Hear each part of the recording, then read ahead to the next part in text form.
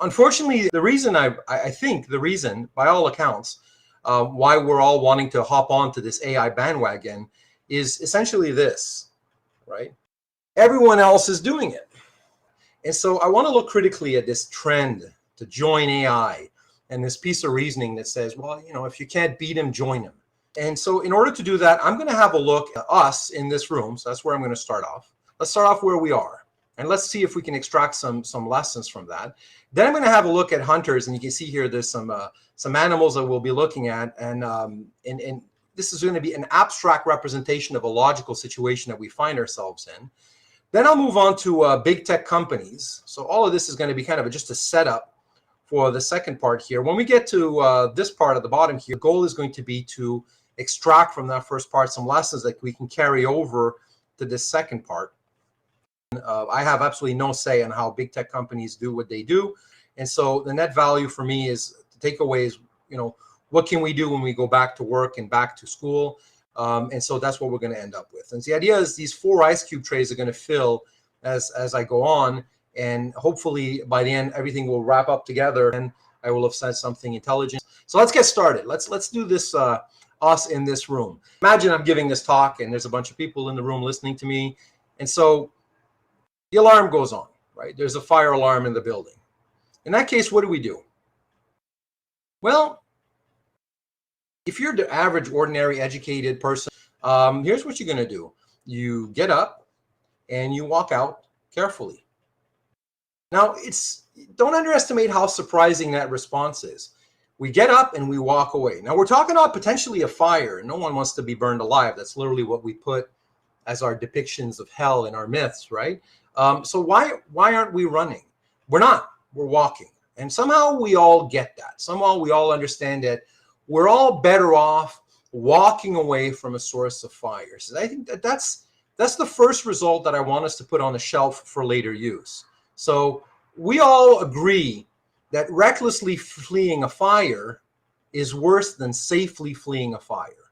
I mean, if it's a source of danger to be a fire, you don't want to double the danger by also running and trampling over one another, right? So trampling is, by the way, a very important source of threat. There was a trampling in Korea, some event. Like, this is a thing. And we don't want to add that on top of whatever hardships we face when we confront a fire. So we all agree, let's make the best of a bad situation. If there is going to be a fire, we should all safely flee from the fire and walk, not run. This is something that we all agree on concretely, not just verbally. Like, if the alarm does go off, that's how we're going to act, right? And there's a bunch of reasons for that. But I just want us to put that on the shelf, right? So that recklessly fleeing from a fire is worse than safely fleeing from a fire. And this is what we do, right? We walk away. All right, let's talk about hunters now and smart orcas. Here's a depiction of a situation, potentially could be a real one. I know my father at one point went hunting with my uncle, and they had to team up to try to get whatever they were hunting. This is what we call a stag hunt in game theory. Now, you don't need to know anything about game theory, but it's a very straightforward situation. Over here, you have what we'll call the stag. All right, so the stag is this animal here, very meaty, very tasty. The hunters really would love to eat that. But a stag is a pretty big animal, and it's pretty smart, and it's pretty fast. And the only way to get it, I mean, if you were one-on-one, if you wanted to go hunt the stag on your own, the stag would just run away. I don't care how agile a hunter you are, it will outrun you. So your only hope of hunting a stag is to do the following. Like, you can cover a certain area, and your peer can cover a certain area, and so on.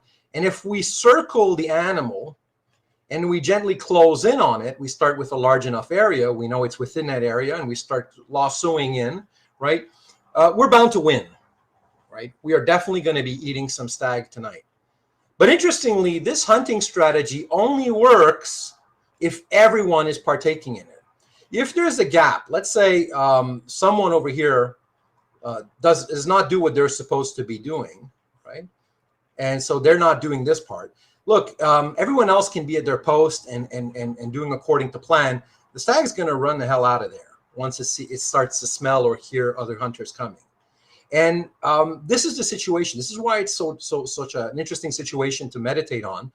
is because you don't just have the stag, you also have the hare. You'll notice there's a wild bunny here, a hare, next to each hunter. So each hunter has a temptation next to them. And that temptation is one that they could get on their own. Like the idea is the hare represents something that you could get individually and without any risk. You know, if you decide to turn around and grab a hare, that you would. And so this is what's fun about this situation. And clearly it's preferable to eat the stag. The stag is much more tasty. It's got lots more meat. This is our symbolic representation or metaphor, if you will, for something quite desirable, but that can only be obtained by coordination with others. The hare represents something that you can get on your own, but that's far less satisfying. I mean, if you've ever eaten rabbit, and I'm French, so I have, there's not a ton of meat on there, and it's pretty dry. It's not the best thing. Conversely, if you've ever eaten anything that resembles this, it's darn good, right?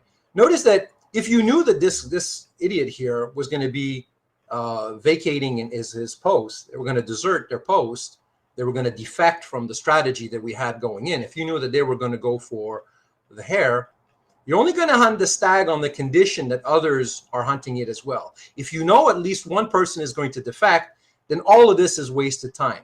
So right now, if you've got the person at the bottom who's going for the hare and everybody else who's going for the stag, we can predict what's going to happen for supper. This person's going to be eating some hare, and everybody else is going to be eating absolutely nothing. And I've put 7 hunters. It's a coordination problem the moment you have more than one hunter, but it could be a larger amount of hunters. Of course, the coordination problems become more and more significant the more and more people need to partake, because that's more opportunities for defection. There's more players there that could just decide to go after the hare. But as long as you have 2 people, and that's the only way for them to catch the more desirable thing, you have what we call in game theory a stag hunt. Now, importantly, this is something that's not just made up. These are orcas, and they're the top of the bloody food chain, by the way. This is what biologists call a feeding carousel. But they're essentially doing the stag hunt strategy here. They're cooperating, and in this case, what the bonds are between them, whether it's a family or whatever, they know, they can trust that the other orcas are going to do the same, because this orca here can only cover so much, and they have to trust that this other orcas work in the rear and so on. And if there's a sufficient amount of orcas that they can start lassoing around the herring, then they can close in and they can feed. So just so you know, orcas are pretty smart. They figured this out, and they're the top chain in the ocean for that reason. Biologically, they're well endowed, but you can make the argument that there's some animals that are even better endowed. But what sets them apart is this understanding that their interest hinges on cooperation, and so they coordinate, and they're able to achieve more than they would individually. Let's go back to this situation now, right? And it, like I said, it generalizes. So we're talking about hunters in a generic sense. We're talking about hare and stag as placeholders for these different things in an abstract way. I'll revisit just in a moment all of these things for big tech and local colleges and universities. But right now, let's just note that the hare represents something that is worse than the stag, right? So we can order our preferences, just like we agreed that recklessly fleeing a fire was worse than safely fleeing a fire. Same thing, we can order preferences. And just as a convention, I'll put the less desirable things here on the left, and I'll put the more desirable things here on the right. And you can read this the other way around. So instead of just saying that the hare is worse than the stag, you can also say that the stag is preferable to the hare, just as you could say that safely fleeing a fire is preferable to recklessly fleeing a fire. And this will be the motif of how I'm going to fill up these ice cube trays here. So let's think a little bit about what the options are here. Let's break this up. Let's imagine this is you, and I've distinguished the hunters. Let's imagine there's this white character here, that's you, and you've got fundamentally 2 possibilities. You can either chase the hare or you can hunt the stag. And the same goes for any other hunter, by the way. So over here, shaded character can either chase the hare or hunt the stag. And these are the choices that they confront. And what that's going to allow us to do then is to map out these distinct possibilities, right? There's a possibility over here, a possibility here. There you go. There's one over here. And finally, there's one over here. And that gives us 4 quadrant. This is what we call a matrix in game theory. I'm going to slowly populate it with things that are, I really don't want this to be math intensive. Sometimes game theory is considered a branch of mathematics, but I want to keep this purely qualitative, right? And we're going to now use these little emojis, which I think are intuitive, as our basic valences to populate this matrix. So we want to order these preferences. So the idea is fairly intuitive. This angry looking face bearing teeth is worse than this one, mildly angry, which is worse than kind of unimpressed, meh, neutral face, which is worse than this, which is worse than that. So far, I don't think I'm saying anything contentious, and that's the point. I want to use basic building blocks that are fairly straightforward. Now, given these different preferences, you can represent the situation as follows. Imagine that you're hunting, you're chasing the hare, and it turns out that this other person was chasing hare as well. Well, you're both gonna have hare for supper, and that's okay. Hare it's better than starving, right? But you're going, meh. All right, we're eating hare tonight. That's one possibility. Another possibility is you're chasing hare and the others are hunting stag. If that's the case, you're going to be like, what's for supper? Hare, meh. But they're going to be really pissed because they're not eating anything, right? So that's much worse for this the shaded hunter. Other possibilities include you're going to be hunting stag, and meanwhile, all the situations, the tables are reversed, my friend. They're chasing hare. So shaded character chases hare. You're the one now who's really frustrated because you're going to go hungry.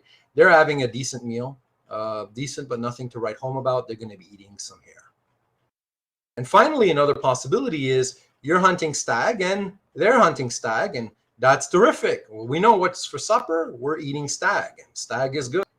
And we can further augment this so that we can see a little more clearly how these preferences can be ordered. You see here, there's some space that I made between the little quadrants. I'm using this notation, and I'm trying to improve it from a book called Rock, Paper, Scissors by Len Fisher. And I've kind of taken liberties to improve the visuals a little bit because I'm anal that way. And you've got these little arrows here. And these arrows represent, let's say, from this perspective, so the arrows that are vertical, they represent the perspective of this character here. And all the arrows are meant to do is represent diagrammatically how this white character here regards these two possibilities here. If you've got a situation where you have a choice between going meh and this face or that face, clearly you'd rather go there. So that's what that arrow is meant to symbolize here, right? Between the choice of this and this, you'd clearly prefer the meh face over the unhappy face. Likewise, between this face and that face, let me just circle all that, between this meh unimpressed face and this happy face, as far as the you character, much more prefer this, right? And the only thing you can control is yourself. So interestingly, these are the only choices you have, right? You have no choice about what others can do. You can adjust your choice in the light of what others can do, but you can't choose for them. And you're trying to maximize what you're going to have, right? You'd much rather eat stag, you'd much rather chase hare, and you'd much rather not starve, because that's the worst situation. Likewise, as far as the arrows, if you look here, as far as the shaded character or characters is concerned, it's much better to eat hare than to stay at your post, hunt stag, and someone defected, and because of that loser, you end up going home and not eating anything. You're bitter and you're hungry. So that's what that means for them. Also here we are. We've got a smiley face. You're eating stag. And look, either way, in this situation, you end up eating something. But if you have to eat something, it's much more fun to eat some stag. And so that's what those arrows mean. Now, there's this concept in game theory called Nash equilibrium. Nash equilibrium just is the strategies that different players would adopt if they knew for sure what the other players would do. And without going into the specifics of that, I think the most intuitive way of understanding what Nash equilibrium is to think of this matrix here, this grid. Imagine it's a house and the roof's been lifted off and it's got 4 rooms, a room over here, a room over here, a room over here, right? So you lifted off the roof of the house, and you've got access ramps, like disability access ramps over here between the rooms. And you can imagine every time there's an arrow, it goes down. So these would go down this way, right? So they're going down.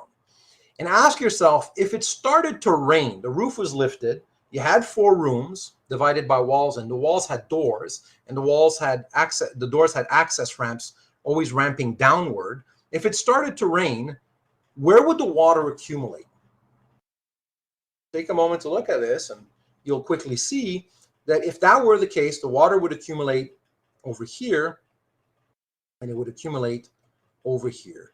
That's what we call Nash equilibrium. And in this situation, contrary to other game theory scenarios that you might be familiar with, like the prisoner's dilemma has one Nash equilibrium, this has 2 equilibria. And this is super interesting, right? So what you end up with is these 2 situations that if the folks knew what the others were doing, here's what they would do, right? And they would prefer this. So if you knew for a fact that the other person was going to chase some hare, right? Let's say you knew that the shaded character was going to chase some hare. What would you do? Well, you'd chase some hare as well, and you'd end up here. Conversely, if you knew for a fact, and this is where trust matters, and if you have social bonds like family that are really tight, that allows you to predict that with some accuracy.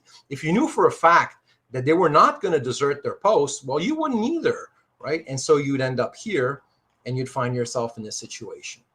And interestingly, in both cases, if I ask you why you did what you did, your rationale would be as follows. You'd essentially say, I'm doing it because others are doing it. So I ask you, hey, why are you chasing hare? Well, I'm doing it because others are doing it. That would be your reason. Likewise, if I said, hey, why are you hunting stag? And you'd answer, well, I'm doing it because others are doing it. So the rationale that we saw at the beginning with that meme applies in both directions, but it's not exactly on equal footing, because clearly we're all much better off, and you're much better off, right? It's in your rational self-interest to be over here and to be eating some stag. The only question is, because your actions are going to be dependent on the actions of others, we open up this possibility here. So this is a situation that interests me. And I want to ask, how can we possibly do something like a little more productive than what we currently find? Remember, we saw the bandwagon. Everyone wants to hop on the bandwagon in universities and colleges, and we'll revisit this in a moment. But essentially, it's a stag hunt situation, and I want to try to find a way to eat some stag, to make sure that we don't do a short-sighted strategy, that we do something that's actually better off than eating just some hare. And so another way of rephrasing my central question is, how can we steer the situation in a better direction? There's a certain direction that things are heading right now, and I'm not convinced it's the best direction. Well, here's one way we could do this. Let's imagine that you, this character in white here, unilaterally and spontaneously and surprisingly makes an offer. He says, I promise that if I leave my post while you hunt stag, I will give you my hare. What would happen if he said that? And notice when I say here, I promise that, let's assume this is a sort of promise that can be enforced. It's not merely verbal, something like a contract, right? Something that one could sign. I promise that if I leave my post while you hunt stag, I will give you my hare.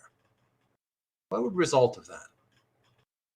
Well, there's a few things that would result. You can figure that out for yourself, put things on pause and have a look. Here's what would happen. This is what would change. Let me take these step by step. On the one hand, as far as the shaded character is concerned, look at the face here. I'll do the before and after. Look at the face over here. Right? Take a look at that. Before, if you found yourself in a situation where the white character was chasing hare while you were hunting stag, you were really unhappy. Whereas here, if that happens, what happens? Well, it's skip the dishes. You've got yourself a free meal. Someone's going to give you a hare. Now, a hare is good. You might want to put like a straight face here, right? But it's even better than a regular hare because it's a hare without the effort. You just stay at your post and keep hunting stag. And if the other person defects here, you get a free meal.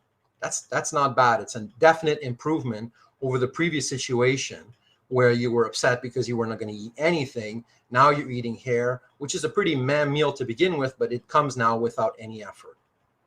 And that's going to have a consequence for the arrow. I mean, if you think about it, now the situation is different, right? Well, how did I circle this earlier? Here we go. The arrow is going to change here, because if you have a choice between chasing hair and having some effort going into it, or having hair just given to you while you were prospectively perhaps trying to at least hunt stag, right? This alters the course over here. The preference gets ordered differently.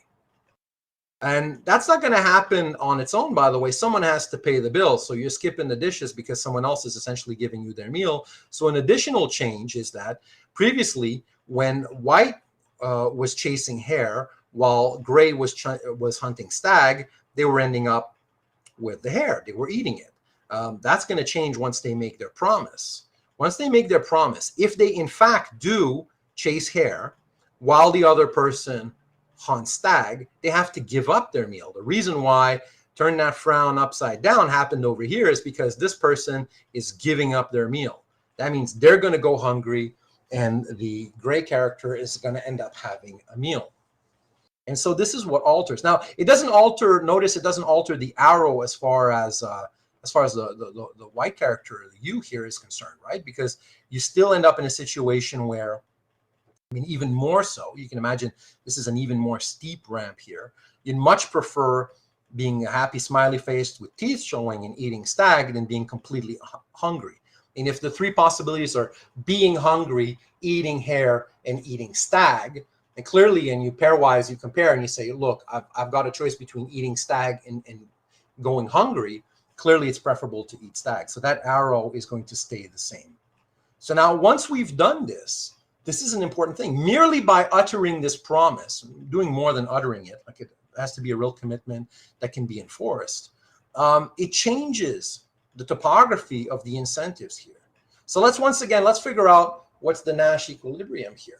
So imagine, again, you lift the roof off this house. It's got 4 rooms with doors and access ramps that are slanting down. If it started raining, where would the water accumulate? Earlier, it accumulated into 2 rooms. Now, it accumulates only in 1 room, in the lower right quadrant.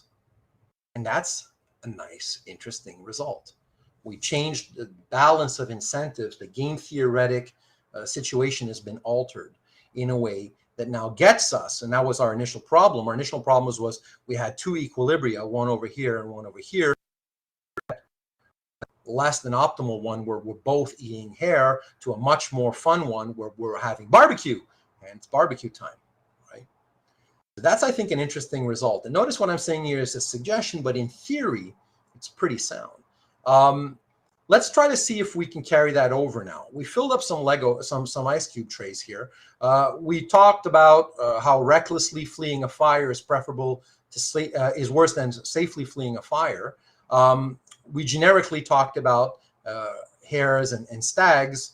Let's talk about big tech companies now. Let's start zeroing in. We have some results that we obtained in the first half, and very briefly now, because it's actually just a question of application, let's carry these over to these last 2 cases. Big tech companies.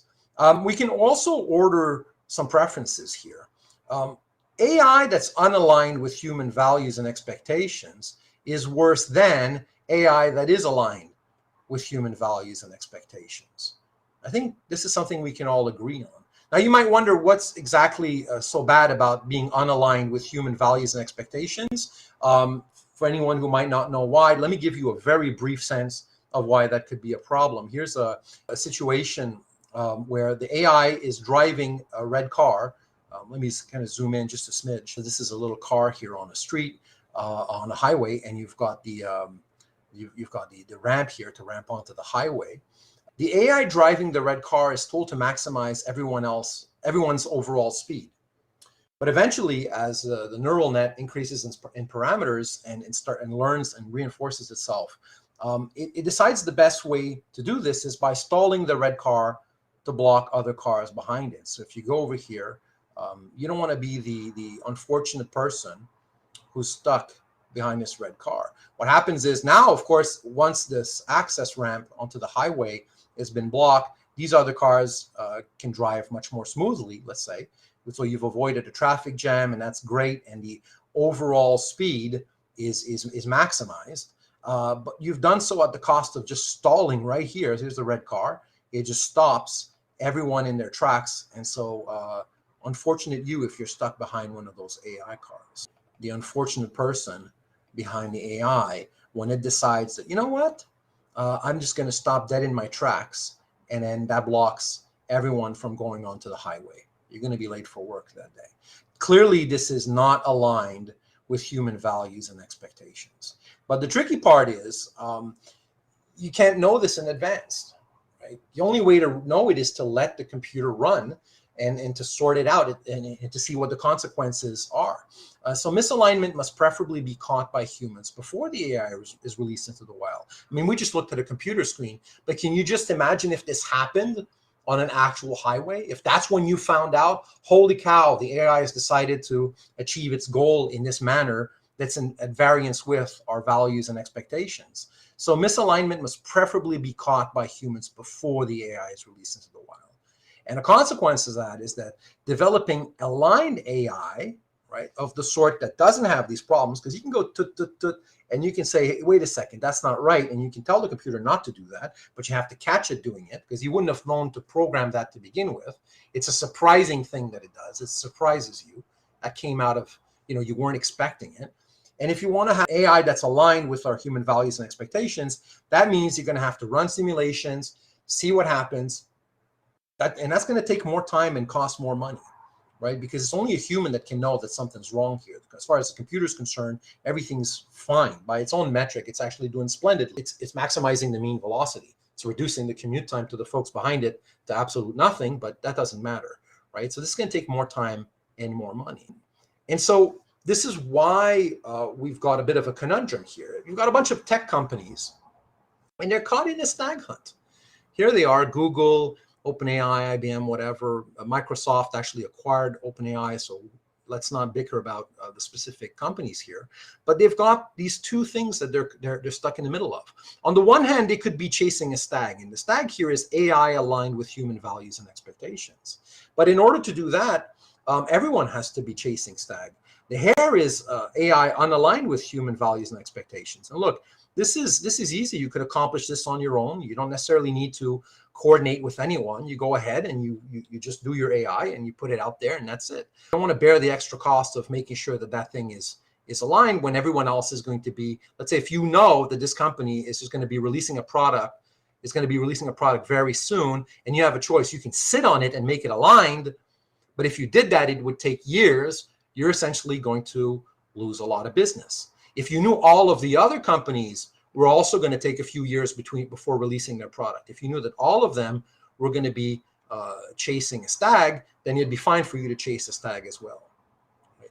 So it's a stag hunt situation, just like the one we saw earlier. If you know everyone's chasing a stag, you're disposed to hunt one yourself because it's preferable, right? But if you know that at least one of them is going to be chasing hare, then you're incentivized to chase a hare as well because you don't want to be left behind as that person has a huge market share.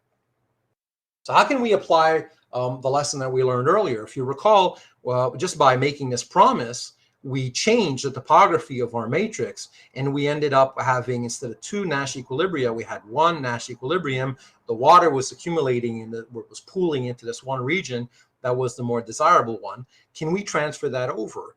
Well, maybe we can. Let's just make a suggestion here. What if you make the following? Our company promises that if we release unaligned AI while you pursue aligned AI, we will give you our trade secrets, source code, etc. Right? So notice that there's a condition here. While you pursue aligned AI, suppose the other company is still pursuing aligned AI for real, all right? Of course, if the deal's off, if they're pursuing unaligned AI, there's no such promise. Just like earlier, the assumption was that you have to also be chasing the stag for this contract to be in effect. But if we go back on our word, right, and we start releasing unaligned AI, we play cheap and we release stuff quickly, right? Poor products, but release quickly. While you were going for high quality products that take a long time, we're just going to hand you over what we did. And then if you sign that, in principle, this could change how the other companies are going to act, because now they know how you're going to act, and you might agreeing on taking probably a little longer and doing aligned AI. So let's do one more. So this was it for filling the ice cube tray of big tech and big tech companies. Let's go for local colleges and universities. And again, here the stag is gradually built programs and courses and degrees. Right? It's preferable. We all know that if something was gradually built, it took its time, there's a greater quality to that education, and so on. And we also know that you can rush stuff. You can build courses very hastily. You can say, let's go, let's make this happen. I work at KPU, and there's a worry that, well, if we don't build courses and degrees and start offering AI stuff right away, other universities and colleges will, and we'll lose students. And the situation is mirrored by all these other colleges and universities. They're also thinking, we have to hurry, right? And here is the hastily built courses and degrees.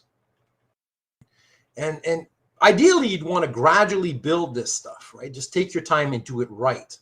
But that's the stag. And you're not going to pursue the stag if you know that not everyone else is going to pursue it.